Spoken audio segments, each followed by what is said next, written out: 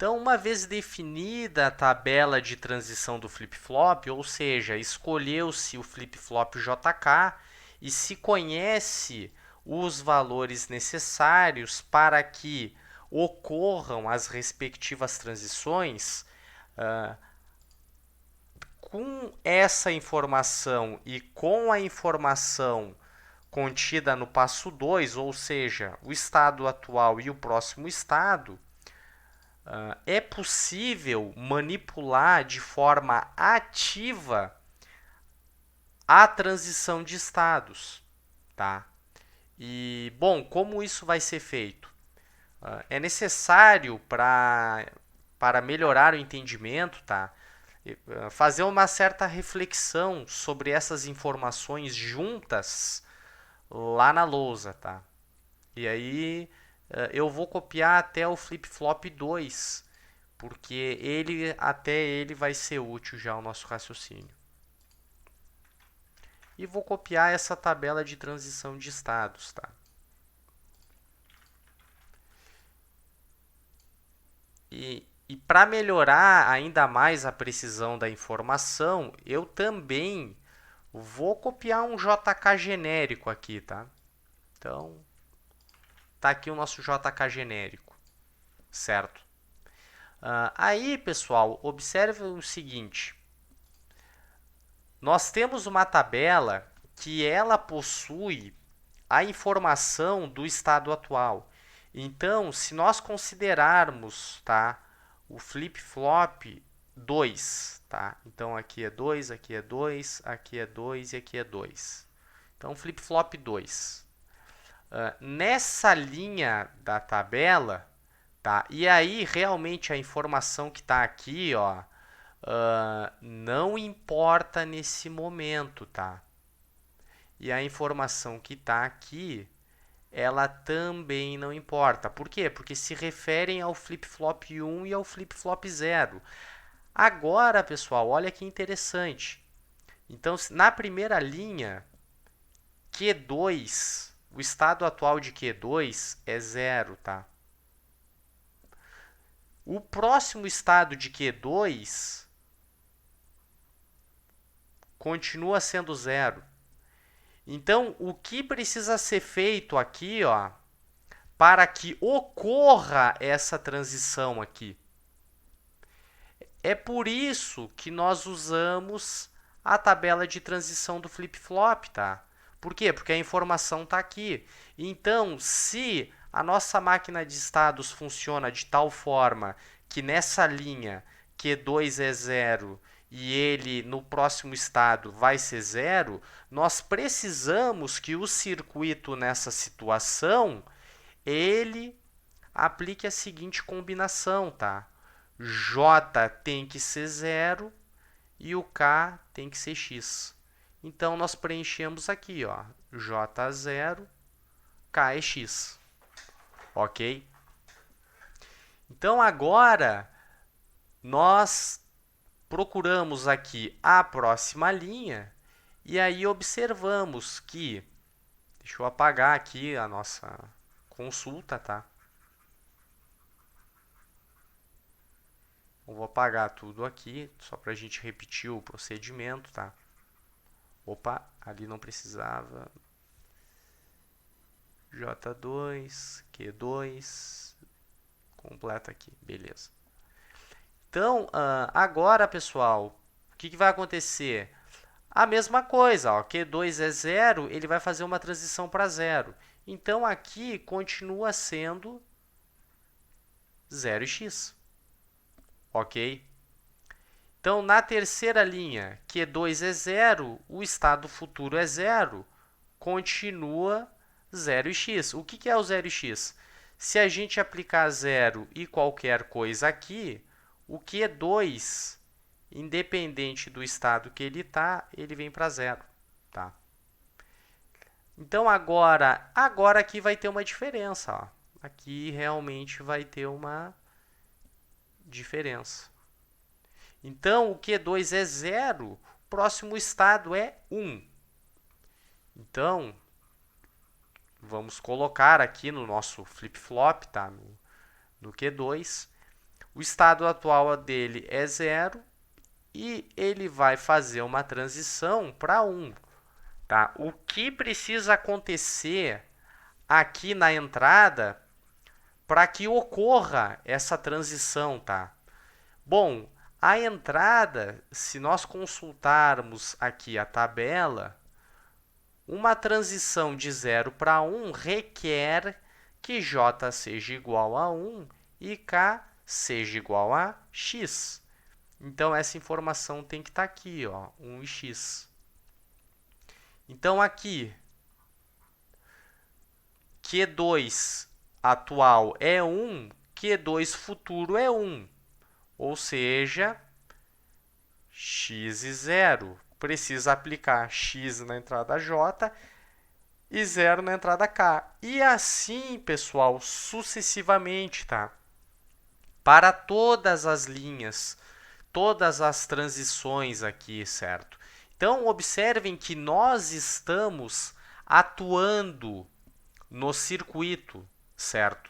Então, essa informação que está sendo preenchida aqui, ela vai se traduzir em conexões entre os flip-flops para que sejam executadas essas transições, ok? Então, eu vou terminar de preencher essa tabela aqui. Estado atual é 1, estado futuro é 1, aqui é x e 0 também, aqui é x e 0 também, aqui transição, estado atual 1, estado futuro 0, x e 1. E esse procedimento, pessoal, nós vamos fazer para todos os elementos da tabela, ok?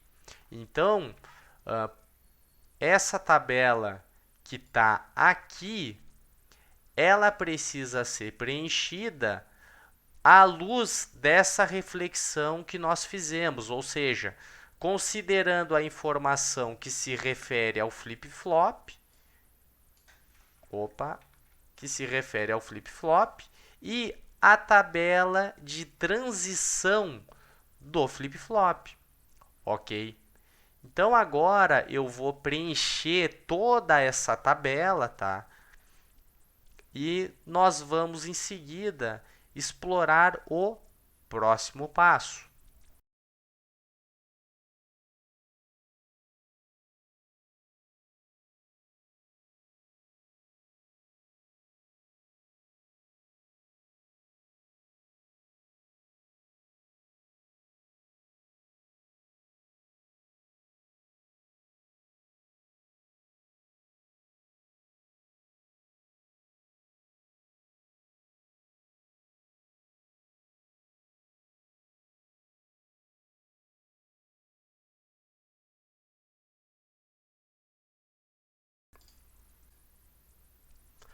Bom, uma vez preenchida a tabela, a parte da tabela que se refere às entradas dos flip-flops, é necessário agora relacionar essa informação com a informação dos estados e delas deduzir que tipo de conexão precisa ser feita nos flip-flops, certo? Então, para tornar essa informação mais clara, nós vamos transferir lá para a lousa algumas informações da tabela, tá? Primeira informação se refere ao estado atual, ok? Então, colocar aqui o estado atual. Vamos começar a análise pelo segundo flip-flop, tá? Flip-flop 2 aqui. Então, vamos colocar parte da tabela aqui, certo? Por quê? Porque a análise vai, por enquanto, se restringir ao flip-flop 2. E, através dessa informação, como que nós podemos deduzir as conexões que precisam ser realizadas? Nós vamos usar mapas de Carnot, ou seja, estamos executando agora o passo 4, tá? O que é o passo 4? É obter as conexões que precisam ser feitas nos flip-flops.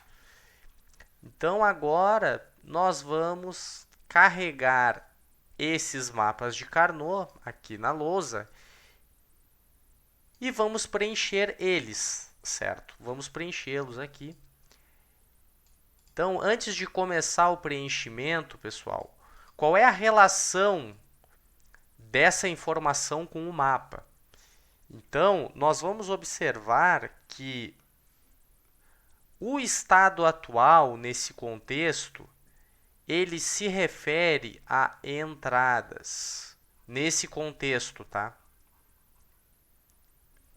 E as entradas do flip-flop 2 vão se referir a saídas, certo? Por quê? Porque o que nós queremos é descobrir que tipo de circuito tem que ser adicionado aqui, certo? Para que no decorrer do funcionamento do circuito ocorra as transições de estados que nós desejamos, tá? Então, o quarto passo é o passo que vai nos fornecer uma solução para o contador, certo?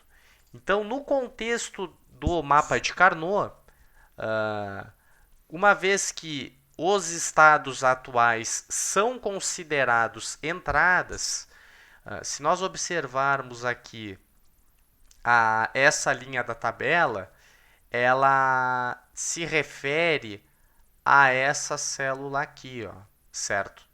Então, nessa célula, o J2 ele vai ter um mapa, por quê? Porque ele é uma saída.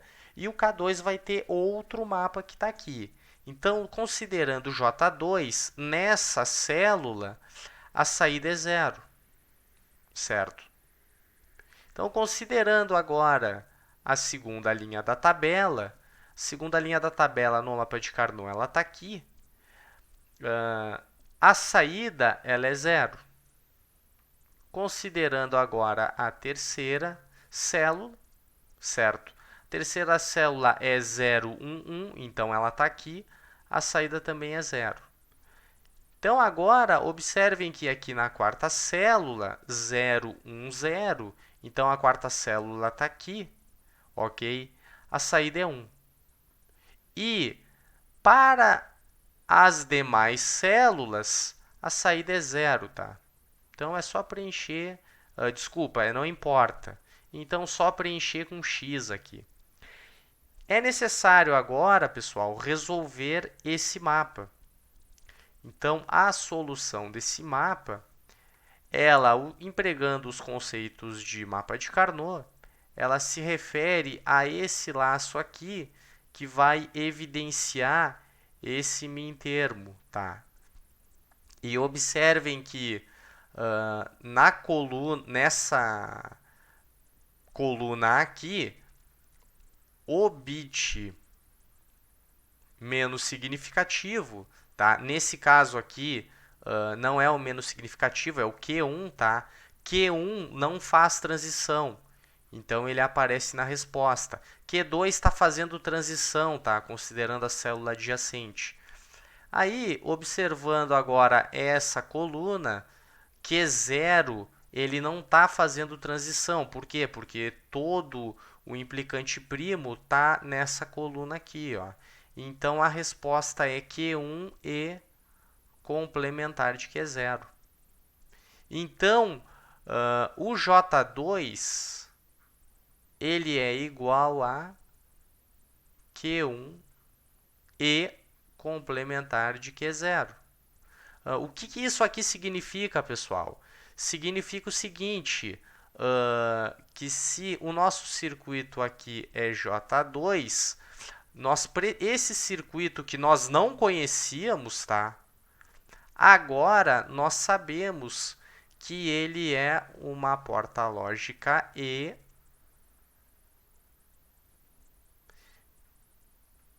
cuja uma entrada é Q1 e a outra entrada é complementar de Q0. E aí nós precisamos fazer essa conexão na hora de montar o circuito. Tá? Então isso aqui vai desaparecer, ó. Certo? E esse procedimento é feito para todas as entradas existentes no contador, tá? Então agora como ficaria K2 recorrendo aqui à nossa tabela, certo?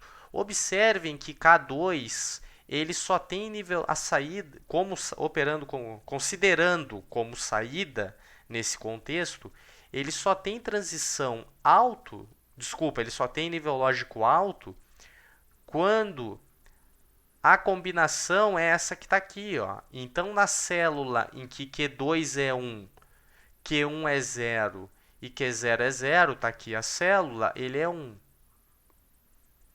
Nessas células em que Q2 é 1, observem, em que Q2 é 1, a saída é 0. Então, aqui é 0, aqui é 0 e aqui é 0.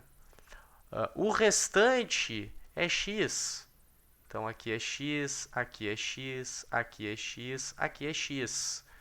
Recorrendo novamente aos conceitos de mapa de Carnot, observamos que o implicante primo essencial ele está aqui, ó. Então, o K2 ele é igual, e aí nós observamos que nessa coluna o zero, ou seja, complementar de Q1 realmente não faz transição, tá? Então ele aparece na resposta. Complementar de Q1 e complementar de Q0. Por quê? Porque nessa coluna, ó, observem que o Q0 não está fazendo transição, tá? Então aqui é complementar de Q0. Então, pessoal, só para consolidar essa informação, no nosso flip-flop do contador J2 e K2, então agora vamos colocar aqui J2, K2, Q2, complementar de Q2, o 2.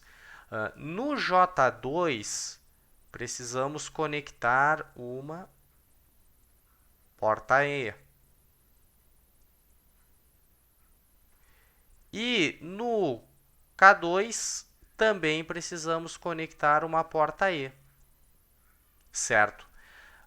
No J2, uma entrada da porta E tem que ser conectada a Q1, a outra ao complementar de Q0. K2 aqui, por sua vez, uma porta ao complementar de Q1, outra porta ao complementar de Q0. Então, esse procedimento aqui, ele precisa ser executado para as demais entradas dos outros flip-flops, considerando sempre a tabela que foi montada, no caso a coluna respectiva ao flip-flop, tá? Então, a fim de facilitar esse desenvolvimento, observem que existe agora mapas de Carnot para cada uma dessas entradas, tá? E a ideia é resolver isso aqui rapidamente.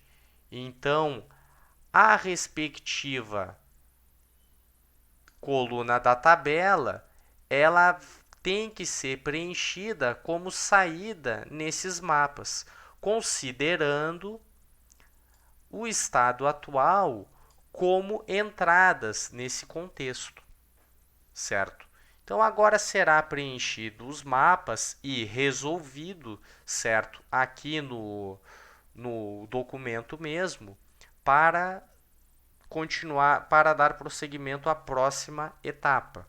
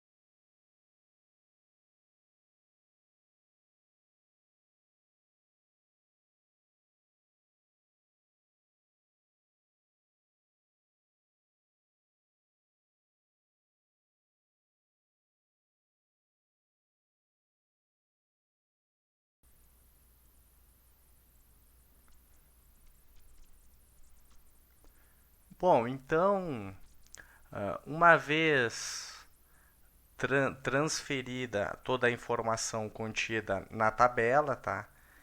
E a partir dos mapas de Carnot evidenciados os implicantes primos, é possível extrair a menor simplificação possível para cada caso, tá?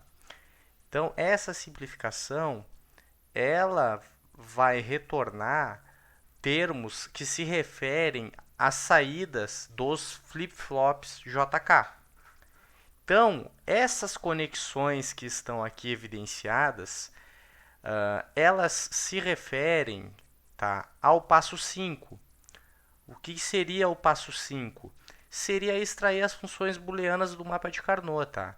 Então, as conexões que são necessárias para que os três circuitos flip-flops JK operem como um contador e que esse contador efetue a sequência de contagem que foi definida no passo 1, elas estão aqui, certo? Então, basicamente, uma vez conhecidas as conexões entre os flip-flops, é necessário desenhar agora o circuito.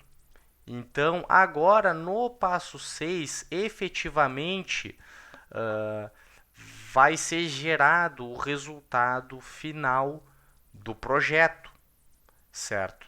Então, a fim de executar esse passo 6, nós vamos transcrever essa informação lá para a lousa e fazer esse desenho, tá? Então, vou colocar ela aqui.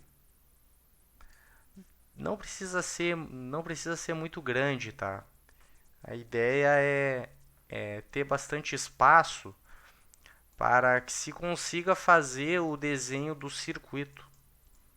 São necessários 3, certo? Conforme as expressões denotam. Então, basicamente, tem-se os 3 aqui na tela, certo? O J0, J1 e J2, tá?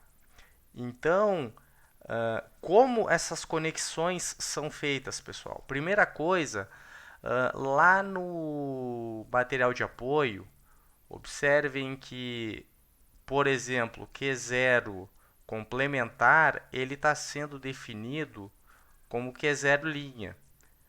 Essa linha aqui é uma representação formal, tá, desse complementar. Então, tudo que é linha aqui pressupõe-se que é o complementar da saída, ok? Então, a primeira conexão que pode ser feita, ela se refere à entrada J2. Então, a entrada J2, ela está aqui, ó. O que é possível identificar? Que a conexão dela é feita através de uma porta AND, certo? E está aqui a porta AND, está aqui a porta E. Da saída Q0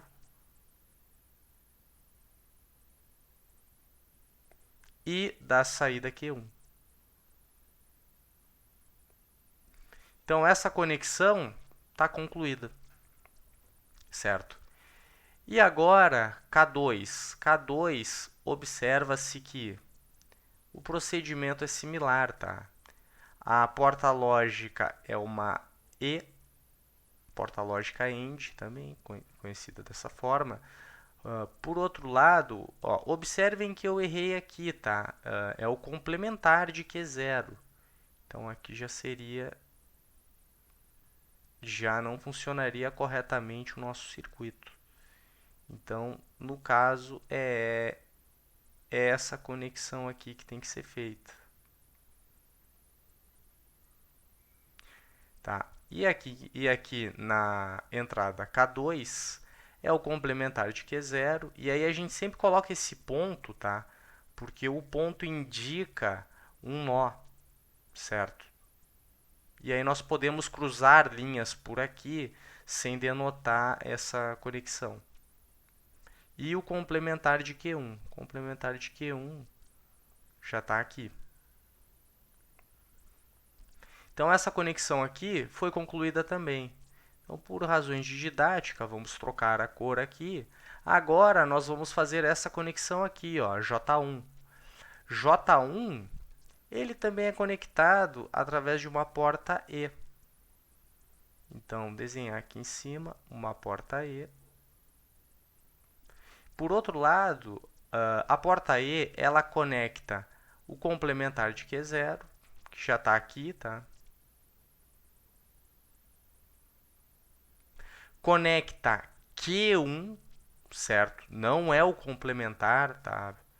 Pessoal, vamos ver aqui. Nesse caso aqui está errado, tá? Eu estava olhando aqui para cima.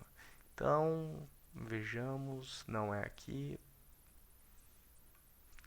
Então tá aqui, ó. Complementar de Q2.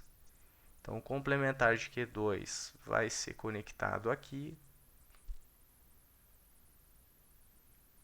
E complementar de Q0. Bom, complementar de Q0 estava certo.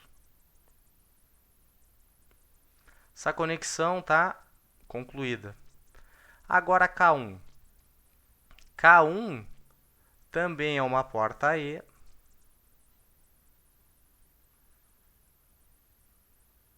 Certo? Essa porta E, ela vai conectar Q0. Certo? Tá aqui K1. Ela vai conectar Q0. E aí eu posso cruzar um fio pelo outro, tá? É só não associar com um ponto aqui, tá? Porque aí não vai indicar nó. Q0 e Q2. O Q2 está aqui.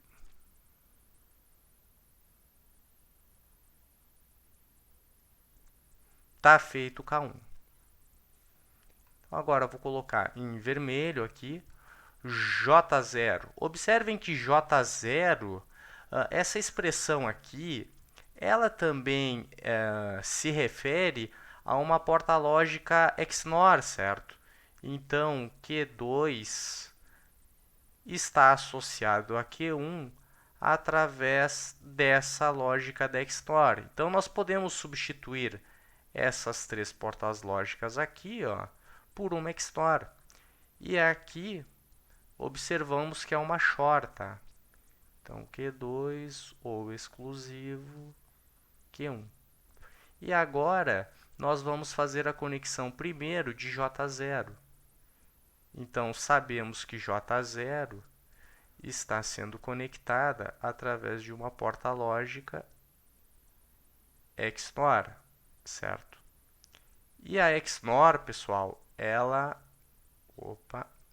vai ter essa separação aqui e ela vai ter essa complementar aqui, tá? Então, a primeira saída é Q2. Q2 está aqui, ó. Certo? Então, nós vamos conectar por aqui, ó.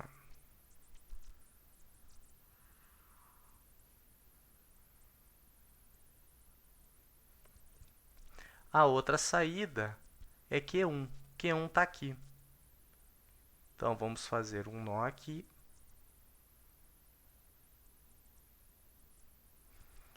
Está concluída esta conexão. Agora precisamos conectar K0.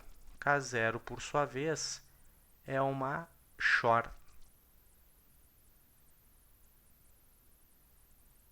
Então está aqui a short, certo? Então essa short vai conectar Q2, tá? O Q2 já está aqui.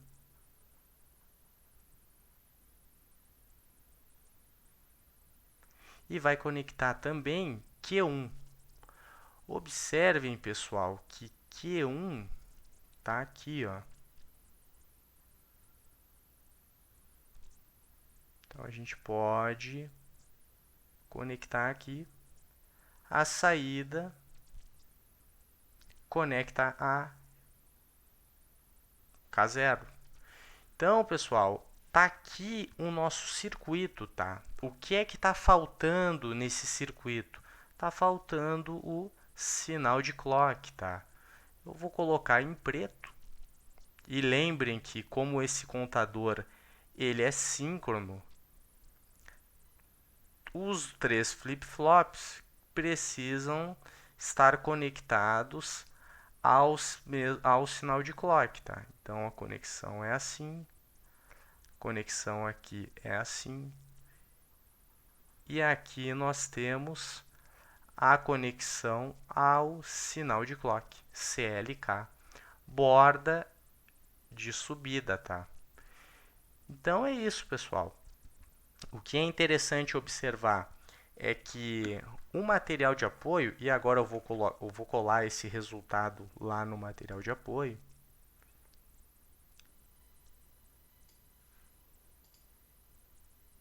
Tá.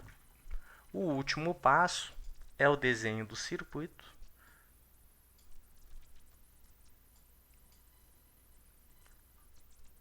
Certo? Então, acho que se baixar muito, não. Melhor deixar aqui, tá? Ficar visível. Então tá aqui, pessoal. O último passo, a gente sintetiza o circuito propriamente dito.